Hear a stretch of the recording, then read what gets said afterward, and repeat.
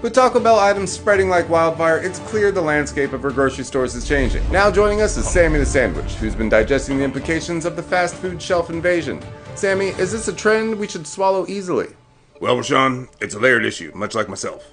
On one hand, the convenience of having Taco Bell at our fingertips means never having to pause our binge watching for a taco run. But on the other hand, the nutritional value of these products often mirrors a limp lettuce leaf on a day-old taco. The real concern here is whether our diets will tilt too heavily towards convenience over quality. A valid point, Sammy. It's all about balance, isn't it? So what can our viewers do if they want to keep their local stores from turning into mini Taco Bells? It's simple. Vote with your shopping cart. Opt for fresh ingredients and whole foods when you can. The more demand there is for quality, nutritious options, the more stores will stock.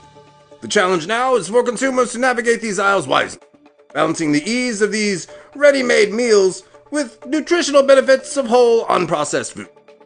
It's a true culinary conundrum. Indeed, it's a culinary conundrum. Thanks, Sammy.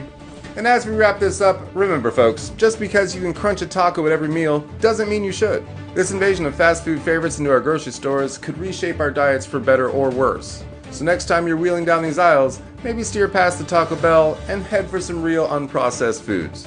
Your body might thank you later.